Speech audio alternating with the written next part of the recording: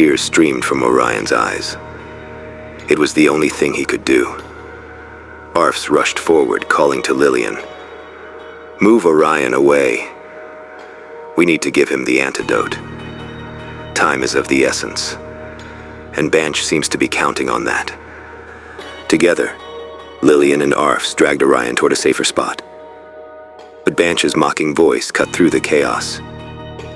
"Look at you, Arfs," he sneered, "acting almighty, as if you belong with them now. Here's something to remember. You're not Alph's son. He adopted you after your parents abandoned you. Do you want to know why they abandoned you?" "Arfs, don't listen to him," JS shouted. "He's trying to provoke you. Get Orion out of here now. He needs the antidote. Move."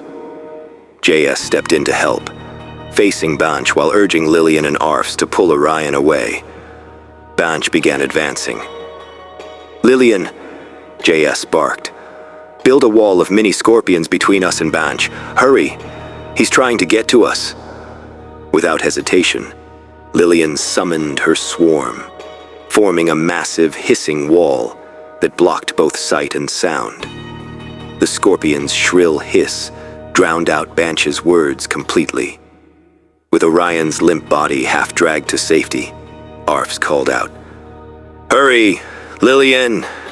Give him the antidote!" His condition's getting worse. Orion was still conscious, tears spilling down his paralyzed face. He couldn't move, speak, or even breathe properly. Lillian dropped beside him, pressed her lips to his, and passed the antidote through her saliva.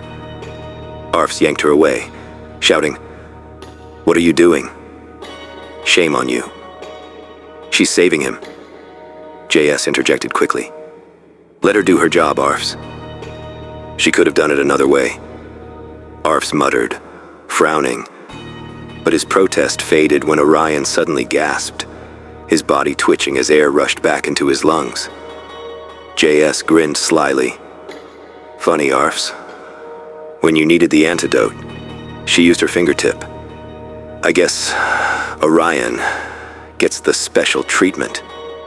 Arfs glared at him, clearly irritated, while Lillian whispered to Orion, "I'm sorry.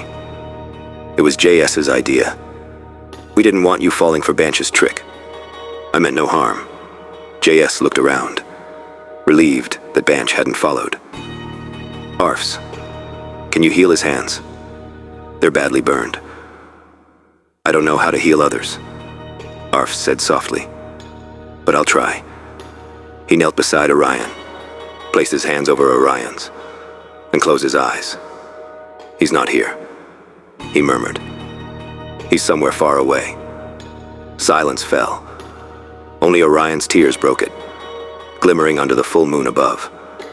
Orion drifted into memories of his childhood, of Kai, his mentor, urging him to train harder, to protect their people.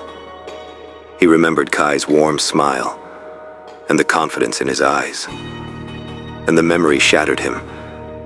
He saw again the moment he failed to save the ram demon, the image merging with the fond memories, until everything sweet turned bitter. How can I face Kai and tell him I failed?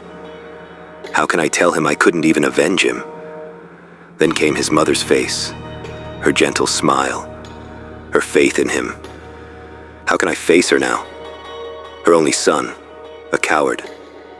Darkness filled his heart. Meanwhile, Arfs focused every ounce of will into Orion's burned hands. He imagined them as his own, and somehow the energy transferred. Slowly the wounds began to close. I did it," Arfs whispered, astonished. Lillian and JS cheered, proud for once instead of teasing him. Lillian, usually sharp-tongued, smiled genuinely. Arfs felt something new, that he truly belonged. But when he looked at Orion, hoping for gratitude, all he saw was emptiness. "Don't drop your guard yet," Lillian warned. "We don't know when Banch might strike again."